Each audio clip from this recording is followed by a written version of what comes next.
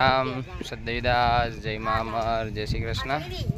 ચાલો અમરધામ આશ્રમની સાંજ થવા આવી છે। સુરત દાદા એકદમ મસ્ત મજાના આવીને લાલ ચટક થઈ ગયા છે। દી આથમો આવ્યો છે અને અમરધામ આશ્રમમાં એકદમ ઠંડુ વાતાવરણ હવે થઈ ગયું છે। એટલે અત્યારે તો બધા પ્રભુજીઓને હમણાં બાળ દાઢી કરી બધાને નવડાવી અને પછી પાછા અંદર બેસાડી દીધા અને હું બધા પ્રભુજીઓ સાથે થોડી મસ્તી કરવા માટે નીકળી ગયો। એટલે આ બાજુ આવતો હતો ને તો અમારા મંજુબા દેખાઈ ગયા। મંજુબા કંઈક કરે છે નવા જૂનું શું કરતા હોય છે? ક્યાંથી તમે માંડવી વીણી આવ્યા? કેમાંથી? મારા હાટું વીણી આવ્યા ને? જોવો જી મંજુબા મારા હાટું માંડવી વીણી આવે હો ભાઈ। ઉગી ગઈ લ્યો।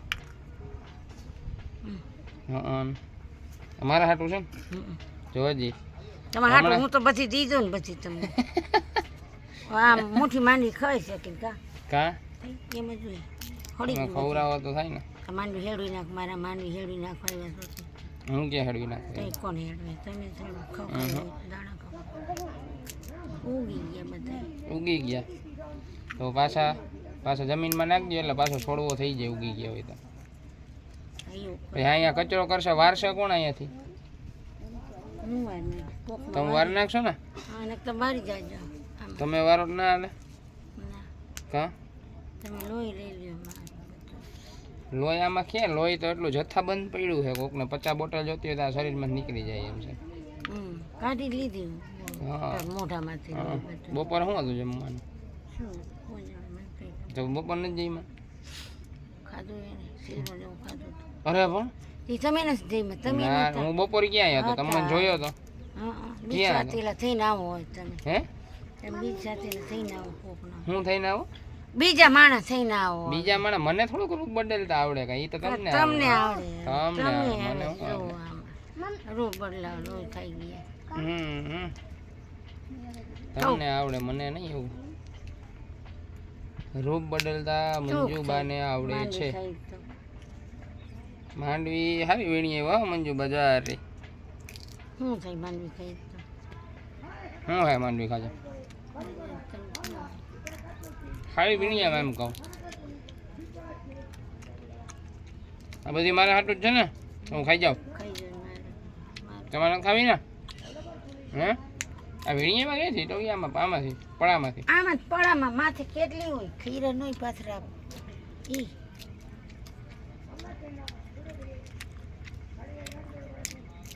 મેં સોડા લઈ આવી આલદા ખાવા અમારે પીવું બેન નહીં જ આપે। તારે ખાવું માંડવી નહીં પીવું એટલે ખાય એક ખા યા હું મંજુબા બીજું શું તમે કહેવા માગશો? શું કહેવા તું મને અહીં હું કામ લેવું એમ બેરાજે જાતી હતી આપણે બેન આયા જવાનું મા દીકરાને આપણે બે મા દીકરાને અહીંયા જવાનું હે હા એમ થોડું આવે તમને રોટલા ઘડીને દો પાણી પૈસી દઈશ પીવાના કેમ કેજી દીધા? હા એ પૂછજો આ મહિનાના પૈસા નથી દીધા લાવો મને બધાઈ દીધા નથી દીધા લાવો 35,000 રૂપિયા દીધા કેટલા શારદામાં પૂછજો કેટલા દીધા? 35,000 નો પો આવડે તમને પેલા આવે ને પો શું આવડે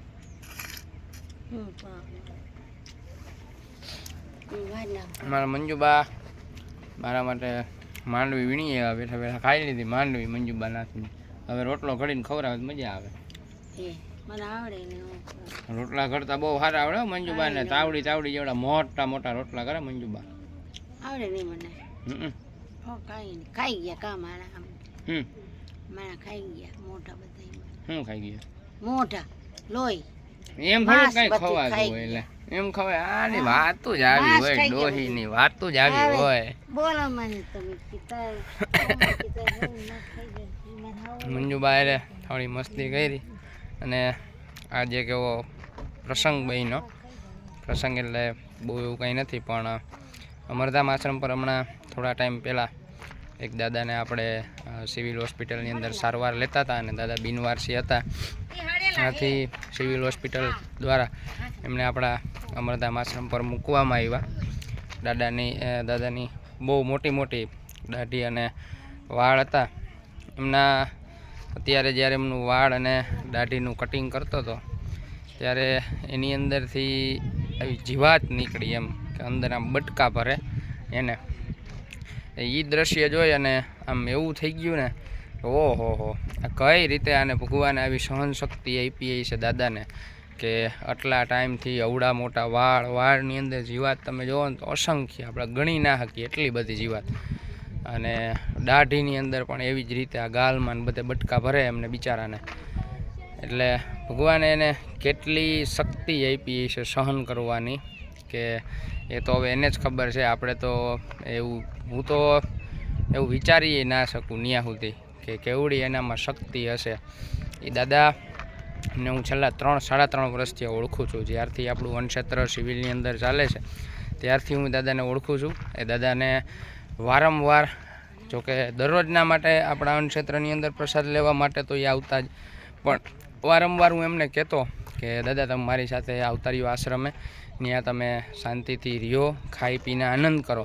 પણ દાદા ક્યારેય માયના નહીં. દાદાનું કહેવાનું એવું જ હતું કે ભાઈ મારું જીવન એવું છે કે હું આશ્રમમાં રહેવા નથી માગતો ને કંઈક જે પણ ઝીણા મોટું કામ મળે એ ઝીણા મોટું કામ કરી અને મારું જીવન હું ગુજારીશ.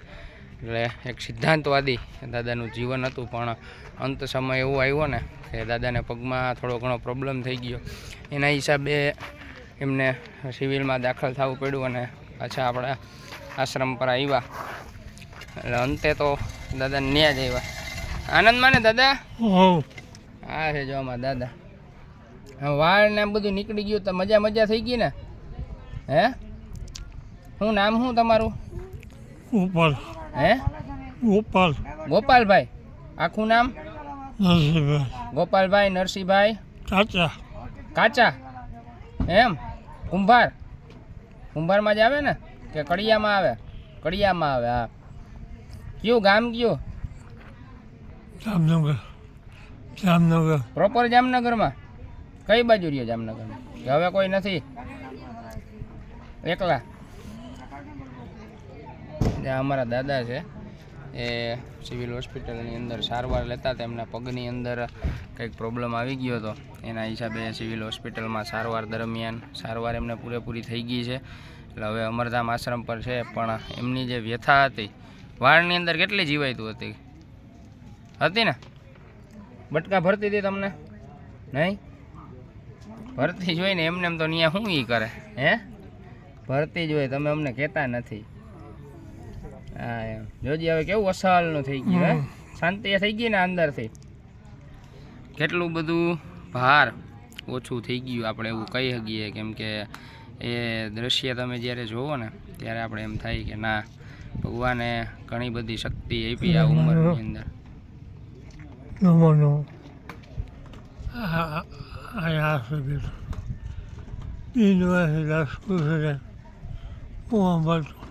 ઓહો, દાદાનું કહેવાનું એવું થાય છે કે સિવિલ હોસ્પિટલની અંદર જે બિનવારસી લાશ હોય ને એ આ દાદા સંભાળતા અને એનું વિધિવત રીતે એમનો અગ્નિ સંસ્કાર કરતા.